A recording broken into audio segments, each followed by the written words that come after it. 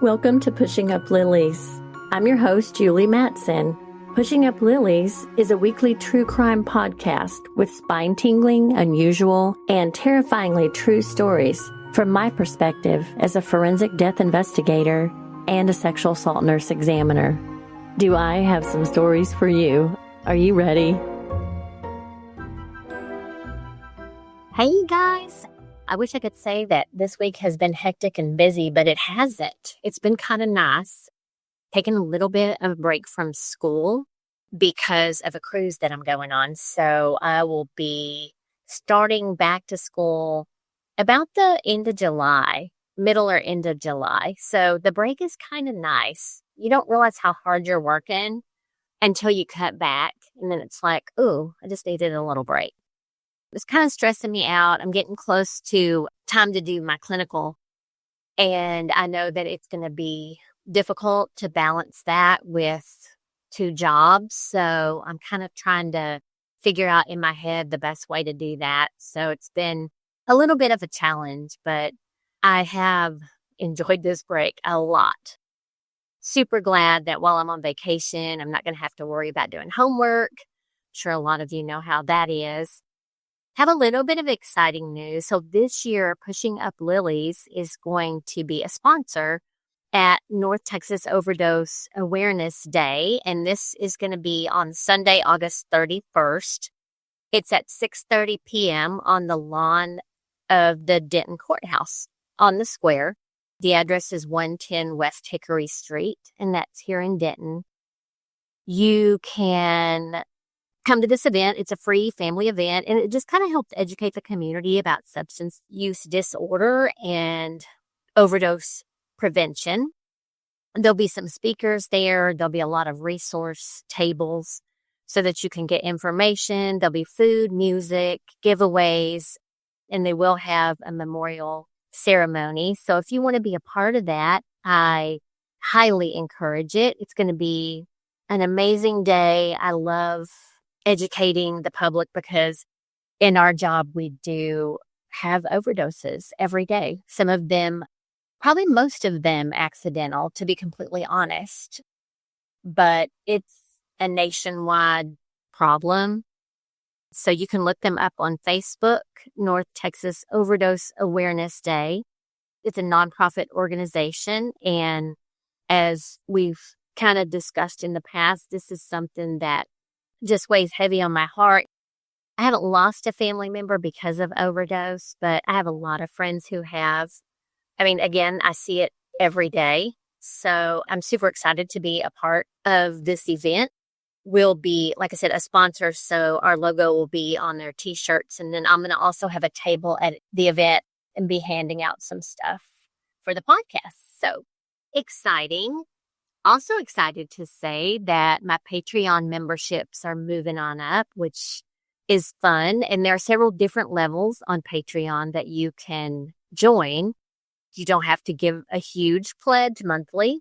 If you want to just do $5, buy me a cup of coffee so I can stay awake and keep recording. That is much appreciated.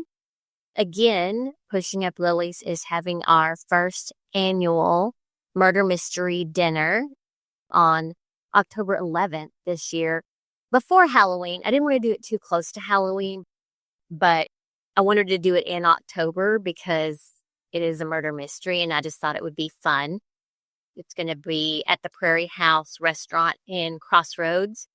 Fun fact, I used to work there when I was in nursing school 30 years ago, so it's been around for a long time.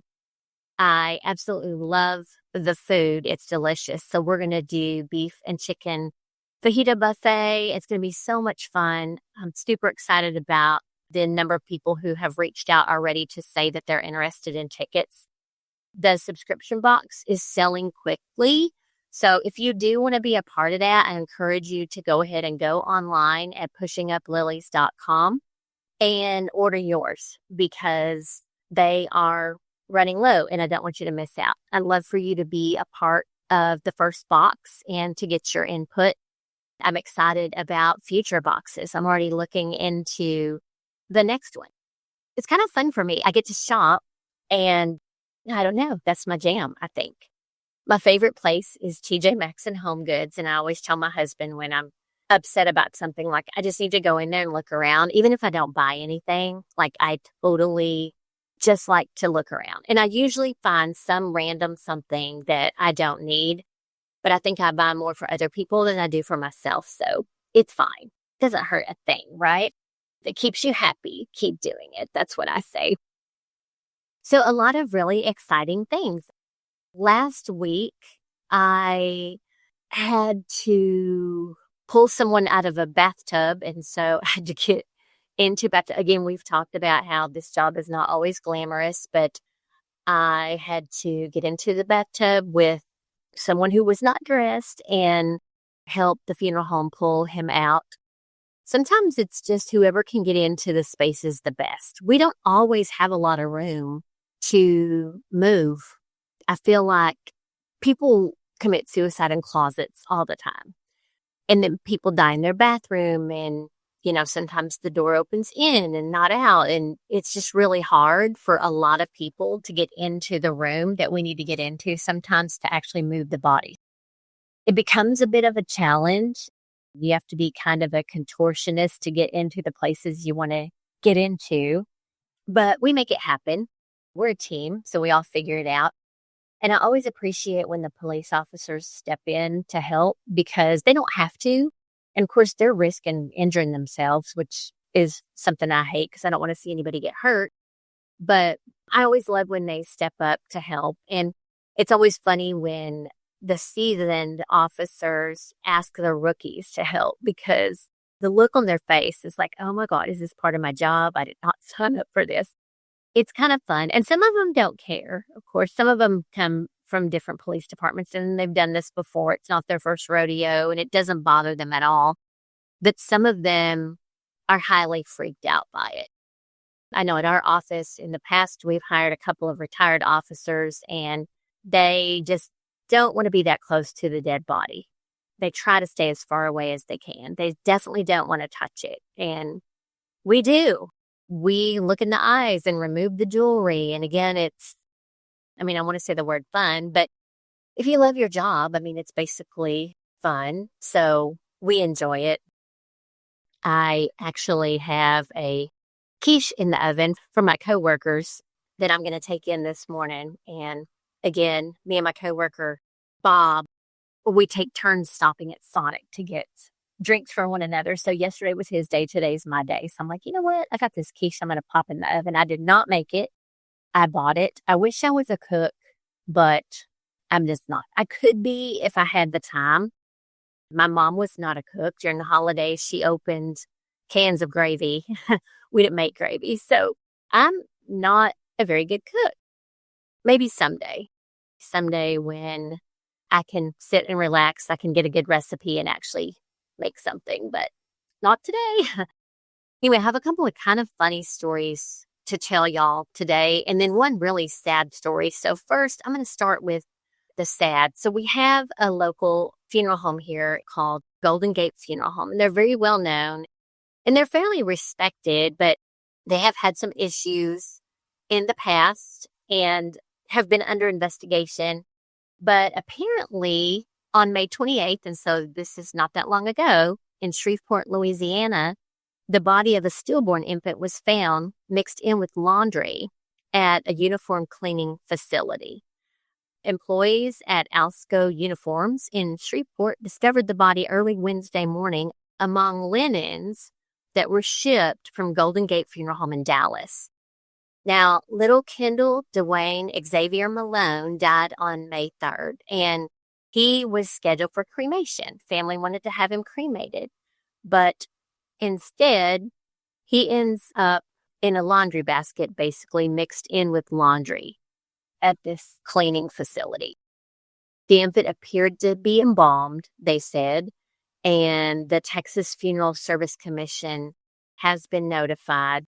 Now, the owner of Golden Gate, John Beckwith, declined to comment, but the funeral home was already apparently being investigated for other issues. But could you imagine if you were this parent and you thought your child had been cremated? I'm just curious if they already had been given the quote unquote remains and been told that that was their child. And then their child somehow got mixed up with the linen. You would think that if you had been under investigation multiple times, that you would be super careful to fly under the radar, but that's not happening. Anyway, kind of an interesting story. So stay tuned for the details there. I don't know what they do in that case. I mean, I can imagine that the family will probably sue Golden Gate. I know I would. I don't think that I would be okay with that, especially like, why is the baby embalmed? It's supposed to be cremated. Why hadn't it been cremated? It's been a month. It's been 4 weeks. And then all of a sudden it turns up in Louisiana mixed in with linens. It's sad. I say that to say, do your research when you choose a funeral home. And I know that price is usually an issue because many times we're caught off guard and we have an unexpected death that we're trying to plan a funeral or a cremation for. But I encourage you, and our office, of course, is not allowed to recommend specific funeral homes. So when people ask me which one I would use, I'm not allowed to say.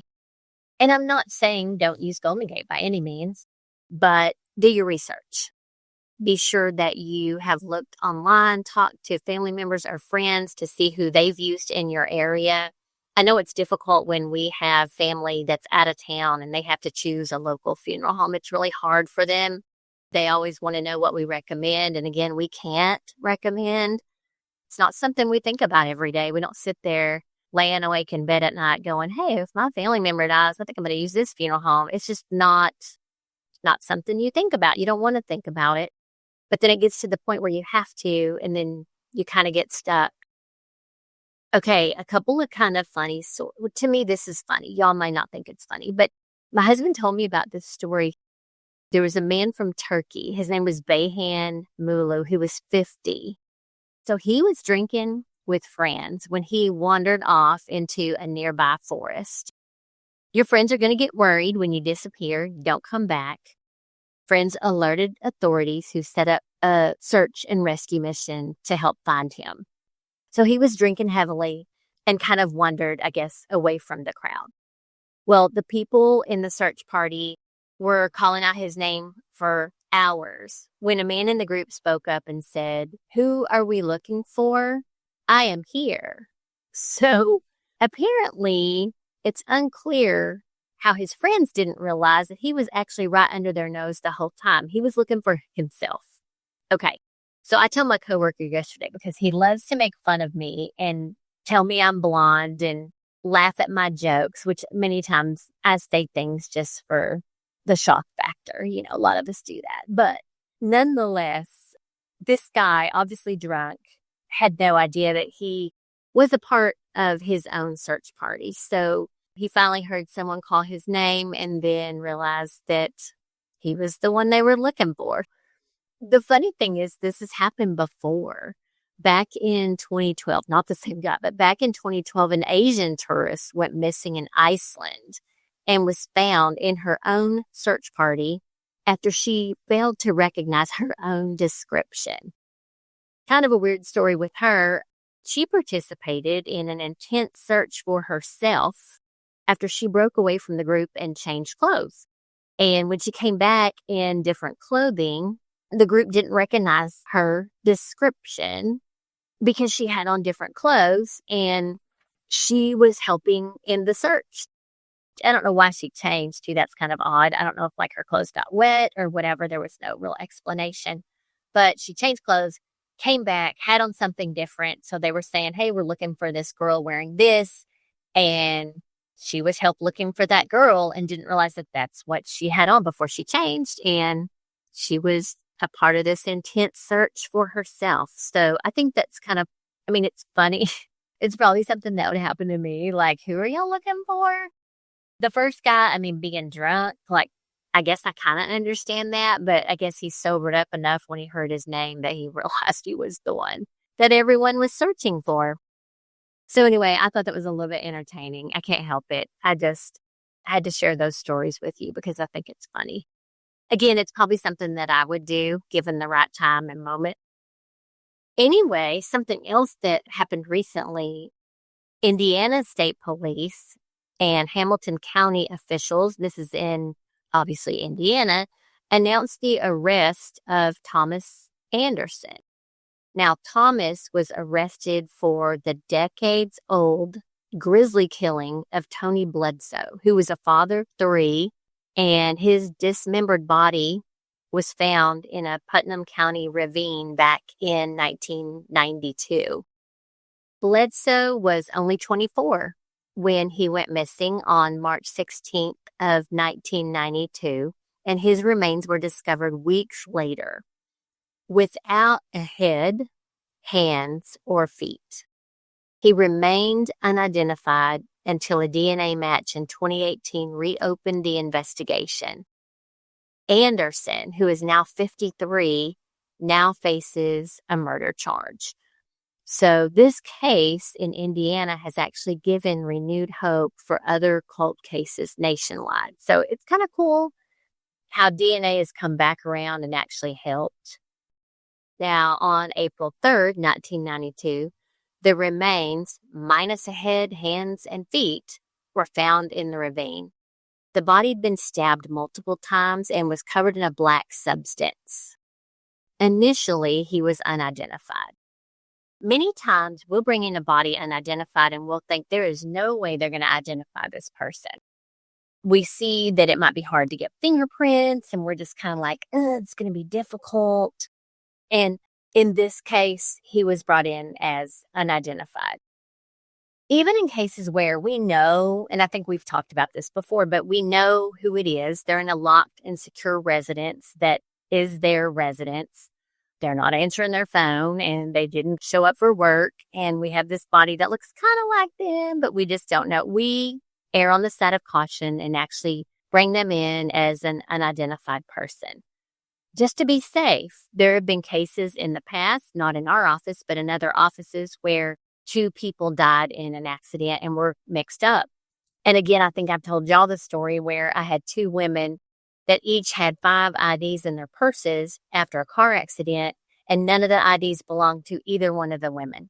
They all looked similar. So had I just assumed that the women were random people whose driver's license I found in their purses, I would have been wrong. That would be horrifying to go notify the wrong family that their loved one was deceased when really it's just a stolen driver's license. That's why we're super, super careful. This guy was originally unidentified, and Bledsoe's mother provided a DNA sample that actually helped to positively identify him.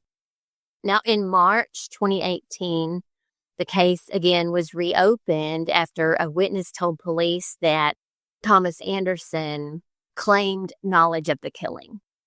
He's talking smack, talking to his friends, trying to be a tough guy, proud of what he did, and leaks it to the wrong person. Anderson's nephew told police about his uncle's account of the incident.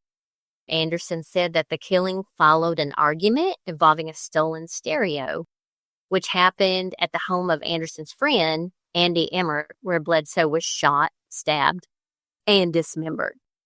Now, Anderson said that he witnessed Emmert shoot Bledsoe before stabbing him and striking him with a bat. Anderson then dismembered him and placed parts in a bucket of concrete, disposing of them in this ravine. Obviously, there was no head. I mean, the head was there, but not attached to the body. So in those cases, I mean, it's kind of weird to think, but if we have somebody who is dismembered like this, we know that head belongs to that body. I mean, we know, but we still have to fingerprint the person because who knows? There could be some serial killer going around cutting people's heads off and mixing them up just to confuse everybody. I mean, a lot of times people will cut hands off so that people can't be fingerprinted. And so probably didn't intend on them finding the parts, but there's always DNA. After he disposed of all of this in the ravine, he then spray painted the body. And that was, again, to just further impede identification. He didn't want anybody to ID him. There was a kitchen knife found during a search of Emmert's home in October of last year, so 2024, years later, that met the description of one of the murder weapons. Emmert, whose house this occurred at, was a utility superintendent and building commissioner, and he was tied to the crime scene, but he actually hasn't been charged yet. His office was searched, and there was just not enough information or nothing to really, besides what Anderson said, nothing to really arrest him for. Anderson's next court date is July 9th, so it's coming up. Officials are still reviewing evidence, and they're encouraging anyone with information to contact the Indiana State Police. Tony Bledsoe was originally reported missing by his wife. Again, he was 24 years old, father of 3. He lived in Arcadia, and he left his home that day in his gray 1971 Oldsmobile Cutlass and was never seen again. I had a Cutlass when I was a kid. It was the longest car I've ever seen, and it was the ugliest green.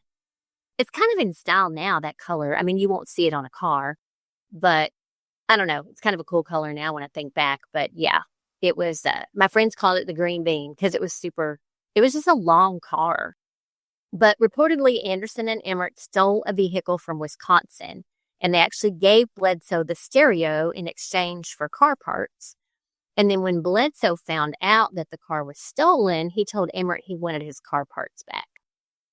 Obviously, that did not go over well. So Anderson is being held without bond. And again, he will actually go back to court on July 9th. So I will be interested to see what happens with him. I think it's so cool that DNA has led to a lot of arrests of people that have committed crimes years ago.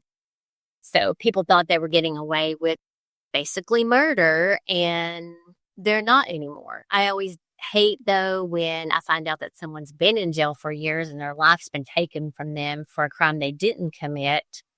That's always disheartening. But I think for the most part, I don't know. I think this guy's been free forever. I mean, just think about it. This happened back in 92 and it's 2024. I mean, he's been living with this forever and obviously bragged or made comments to friends and family members. And then that's how he got caught. So I'm glad. Good for his nephew for stepping up and telling the police that he was talking about it. Because a lot of family members would just keep that to themselves, especially since it had been so long ago. Anyway, I'm still laughing about the story. The people that are looking for themselves, I think that's hilarious. It probably happens, even more. And I can't say anything. I mean, I've been looking for my phone when I have it to my ear. So I am blonde for sure sometimes. And it's just funny how my coworker makes fun of me because it doesn't hurt my feelings. Some people get really butthurt and they're just like, don't talk about me and get all upset. I am pretty tough skinned after years of working around the police. And you know how firefighters and police make fun of each other and joke around with each other? Well, we're also a part of that. You got to be kind of thick skinned if you're a female in this career field. So that's me. It just doesn't bother me. No. I have shown up on a scene before with heels on. I mean, they're not like stripper heels or anything, but just really small. I guess they call them kitten heels.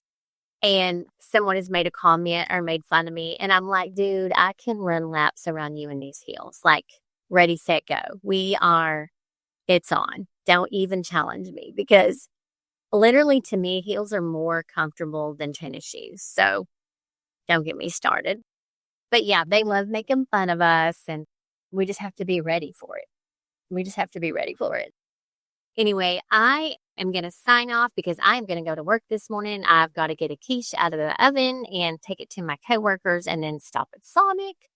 I hope y'all have a great day. And don't forget, please, please, please log on to my Patreon, become a member. Any amount helps. Any amount is great. And sign up for that subscription box. That thing is going fast, and I don't want you to miss out. We're only doing 30 the first time. And so I'm super excited to roll it out, and I'm really looking forward to it. Take care. Bye, y'all. Thank you so much for joining me today on Pushing Up Lilies. If you like this podcast and would like to share with others, please do me a quick favor and leave a review on Apple Podcast. This helps to make the podcast more visible to the public. Thanks again for spending your time with me, and be sure to visit me at pushinguplilies.com for merchandise and past episodes.